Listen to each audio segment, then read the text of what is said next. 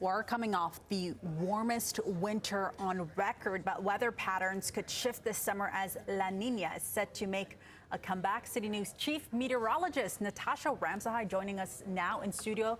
You brought your laptop, you brought your podium, so I know this is going to be a good conversation. It is going to be a good conversation. Okay, yes. I want to start first with whether or not this means we're going to have a cooler summer, which I hope so. Yes, I know you like the cooler weather for love sure. It, yep. Absolutely. So first we'll talk about, this phenomenon that happens in the Pacific Ocean and why does it impact Canada and how does it impact Canada? So usually we have trade winds and they blow this big blob of hot water towards Asia. But what happens during a La Niña is those winds are even stronger. So it blows that puddle of hot water even further. So something has to replace it. So you get all of this cold water, that's the blue, upwelling from underneath the ocean. Now that has an impact on North America's jet stream, and that will send that jet stream further towards the north. And if you're on the jet stream, you're on the storm track, and that means you get low pressure systems and you get all of the rain. So in a La Niña year, typically the West Coast, as well as parts of the prairies, generally tend to get into this cool, wet pattern. So that would, you might think, okay, it's going to be a cool, wet summer. The other thing we have to mention, though, is how strong the La Niña is. Because in a strong year, so look at the blues here on the bottom. These are previous La Niña years. 2010, 2011, that was a really strong one. The cool, wet weather went all the way from BC into Ontario. Doesn't really usually affect Atlantic Canada. Now take a look at this tiny little one right here. That was 2016. That had almost zero impact on Canada. So that little one there, 2016, was a La Niña year, but it was so small, it had no impact. It was hot right across the country. So it's not only the fact that La Niña is here, but we have to wait and see how strong of a event that this one is going to be. Okay, so TBD. Yes. Pretty much. Okay, yes. So last year we had a pretty rough season when it came to wildfires. Yes. I'm wondering what impact La Niña will have this year. So here's the thing, La Niña isn't here yet. It doesn't develop until the summer, and then the effects are really felt in Canada throughout the fall and winter. The problem is wildfire season has already started, whereas typically in Alberta it starts beginning of April.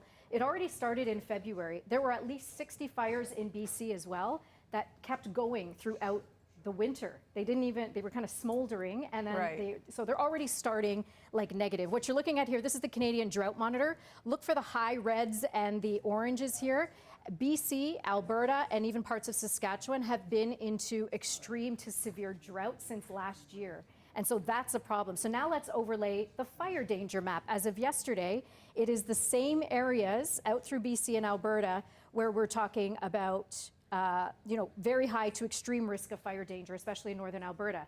Here's the thing, because fire season has already started and maybe the cooling effects of La Niña won't be here until the fall, we still have to get through the whole summer. It's literally going to take one event, like a lightning storm, a windstorm, a heavy storm coming through, or human-induced activity as well, to really get things going. And unfortunately, that could impact the nation because it is so dry out through the prairies right now. Ontario's not doing bad though. I got to say, if you look at the fire danger for Ontario, listen, Kirkland Lake and Timmins have been inundated with rain this past few months. So we're talking about low conditions for Ontario, but it's really BC and Alberta we've got to watch. They are extremely dry right now. So La Niña or no La Niña, they need some moisture into that soil, and it's just not there. Okay, what about hurricane season? Yeah. What impact does La Niña have there? Yeah, hurricane season. Oh, and I also just wanted to show you the forecast, by the way, before I get into hurricanes, from Environment Canada.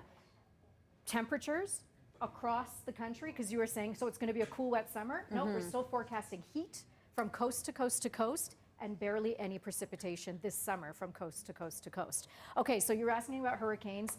Colorado State University, they're kind of like the OGs when it comes to forecasting hurricanes in the Atlantic Basin. This is their most aggressive forecast in their 30-year history. They're forecasting 23 named storms, 11 hurricanes, and 5 major. That means anything 3 and up. Those are the averages. Last year was incredible when it came to hurricanes, but it's not just, we're thinking that there's going to be a lot of storms, but it doesn't dictate if it's going to hit land or not. We can't actually forecast that in advance. We have to see what the atmosphere is doing when they develop. But what we can say, tropical systems need a couple of things. They need low dust from the Sahara. They need hot water for fuel, and they need low wind shear. When we look at water, that big rectangle that I painted there, that's where storms normally develop. If you're red, you're above seasonal temperature-wise, water temperature. This region is already acting like it's July and it's April.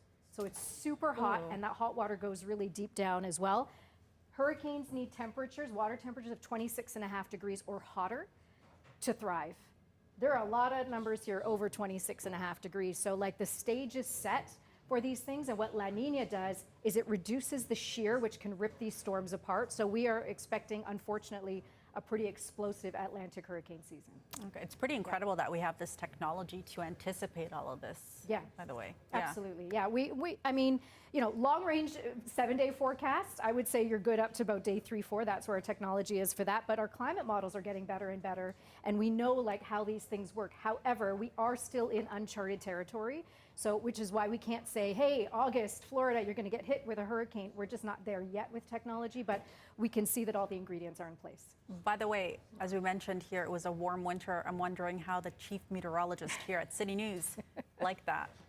So if you know me, you know I like the hot weather. You don't, right? I don't. I'm not a fan of I was okay with it. However, I'm probably not going to be okay with it because I know a lot of bugs and stuff didn't get killed in the winter, and algae is going to be a problem in the Great Lakes this summer. So as much as I, as an urban dweller, love the warm winter, there are many reasons in the environment why it's not good.